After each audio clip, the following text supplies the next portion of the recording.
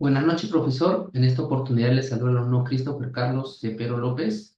Eh, Mi exposición va en base acerca de la reforma agraria entre los años 1930 a 1990 en el Perú y sobre los cambios sociales, políticos, económicos que se dieron en todos estos años. A continuación voy a proceder a compartir mi pantalla.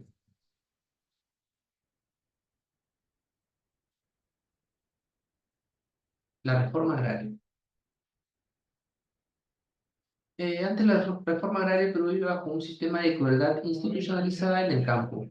Los gamonales no solo controlaron las tierras, sino también la vida de los campesinos. Testimonios históricos documentan cómo los hacendados marcaban con hierros candentes a indígenas rebeldes como si fueran un ganados para marcar propiedad y escarmentar a otros. Esta violencia cotidiana se contemplaba en un sistema legal que favorecía a los terratenientes. Hasta 1962, los jueces rurales eran frecuentemente los mismos hacendados o sus familiares. En este infierno social, los campesinos carecían incluso de derecho elemental a quejarse, pues las autoridades locales estaban coludidas con los gamonales. No era solo explotación económica, era un sistema diseñado para humillar y someter. ¿Qué fue y cómo inició la reforma agraria? La reforma agraria de 1969 marcó un hito en la historia peruana al devolver la dignidad a millones de campesinos oprimidos por el sistema de haciendas. El emblemático decreto del 24 de julio no solo redistribuyó tierras, sino que abolió prácticas feudales como las tiendas de raya y el derecho de pernada. Testimonio de la época relatan cómo comunidades enteras celebraron quemando los archivos de deudas que los mantenían esclavizados, coreando consignas como Velasco hermano, el pueblo está contigo, mientras lanzaban guainos en las plazas principales. Aspecto militar y político peruano. El presidente Juan Francisco Velasco Alvarado.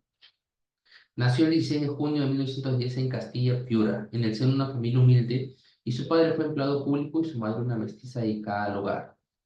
Como presidente, lideró la reforma agraria en 1969, que redistribuyó tierras y devolvió dignidad al campesinado, aunque con limitaciones económicas.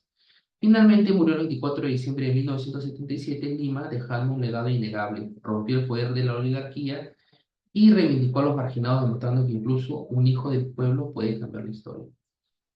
En el contexto político, desde el aspecto político, la reforma agraria fue profundamente beneficiosa porque destruyó el poder oligárquico que había dominado el Perú por siglos.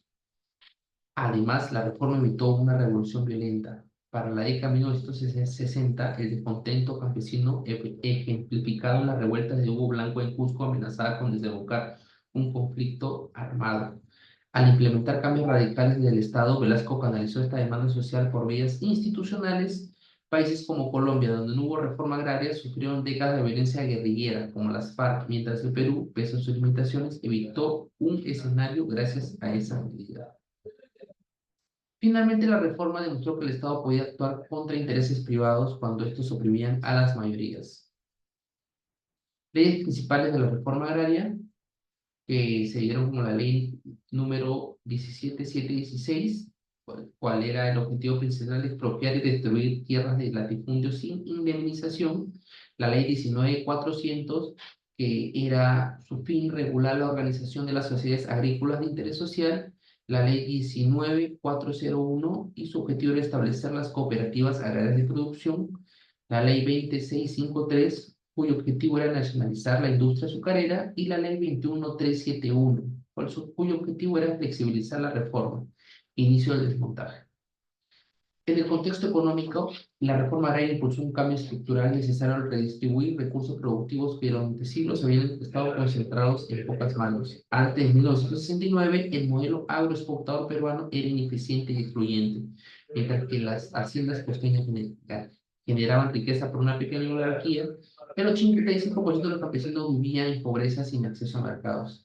Sin embargo, al expropiar los latifundios y crear cooperativas, la reforma activó economía locales, lo cual se evidenció en el incremento de consumo en zonas rurales. De hecho, datos del BSRP muestran que entre 1970 y 1975 la demanda interna de productos básicos creció en un 18% anual en regiones con tierras distribuidas. Este dato demuestra que al empoderar a los campesinos se dinamizaron circuitos económicos que antes habían sido marginados. Las regiones beneficiadas fueron las regiones de La Libertad, la región de Junín y la región Ica. En el contexto social, en primer lugar, la reforma agraria transformó radicalmente la condición social del campesinado peruano, que por siglos había sido sometido a un sistema de servidumbre y humillación. Antes de 1969, los trabajadores rurales eran tratados como siervos en las haciendas, sin derechos laborales ni de acceso a educación. Sin embargo, al redistribuir las tierras y abolir prácticas como las tiendas de rayo o el derecho de pernada, la reforma devolvió la dignidad a millones de peruanos. No solo se les reconoció como ciudadanos con derechos, sino que por primera vez pudieron decidir sobre sus tierras y su futuro.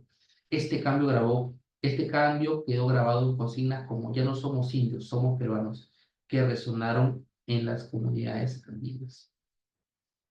Los principales beneficiarios fueron los campesinos en condiciones de explotación, los trabajadores agrícolas, la población rural marginada y los beneficiarios indirectos. Conclusión, en primer lugar, la reforma agraria de 1969 marcó un punto de inflexión en la historia peruana al romper las cadenas del gabonismo y devolver la dignidad a millones de campesinos. Por otro lado, la reforma sentó las bases para un país más justo e integrado. Gracias a la redistribución de las tierras, regiones como La Libertad, Junín e Ica reactivaron sus economías locales, mientras que economías indígenas accedieron por primera vez a educación y salud.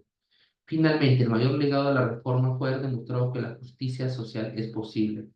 A pesar de sus limitaciones, Velasco logró lo que ningún gobierno civil se atrevió: enfrentar a la oligarquía y reconocer el valor del campesinado.